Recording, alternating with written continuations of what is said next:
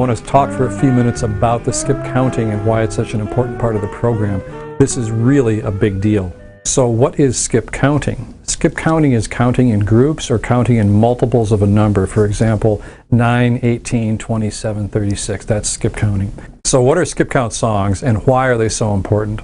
A skip count song has a catchy melody with fun lyrics that count in multiples of the number for that song. For example, the 4 song is 4, 8, 12, 16, 20, etc., etc.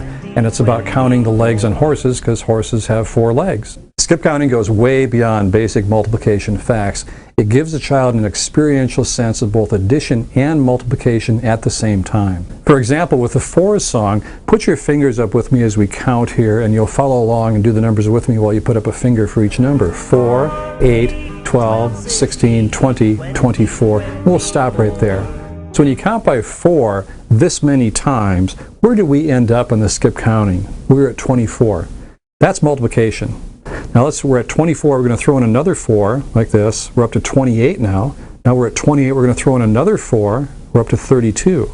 So 28 with another 4 thrown in, that's 32. That's basic addition, but it goes way beyond basic addition facts. So when kids are skip counting, for example, by 4s, 4, 8, 12, 16, 20, etc., they're being exposed to the reality of both addition and multiplication at the same time. Whether you call it addition and multiplication or not doesn't matter. They're experiencing the fullness of the reality of what that is at the same time in the same song. It's really a powerful enrichment for kids. So why skip count songs? Why skip count music? Well, think about the power of music. First of all, it's how most of us learned the alphabet. That little song, A, B, C, D, E, F, G, that's how most of us learned the alphabet to begin with, and it still is something that's lodged in most people's mind. The mind searches for completion when it's trying to remember the lyrics, the words for a song.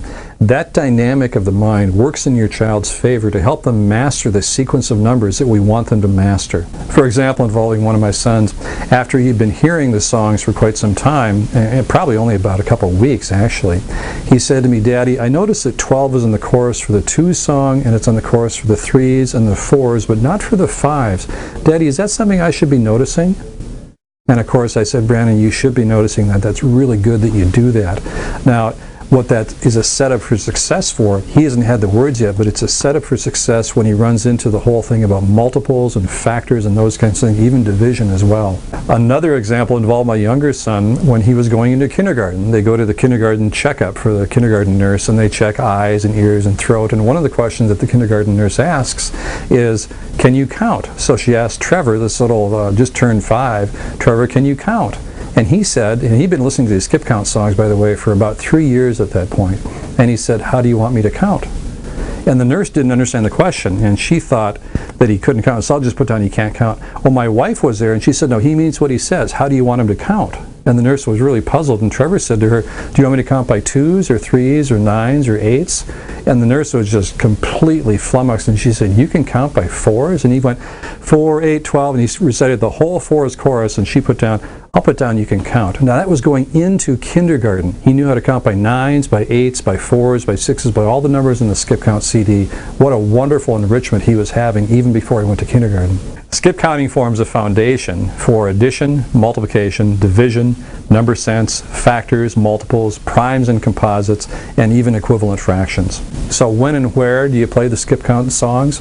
I'd say play them as often as you possibly can. Play them at breakfast, play them at bedtime, play them when they're playing in maybe Legos on the living room floor, play it in the car, and you don't even necessarily have to tell them this is math. Just put it on and the kids will start singing those songs.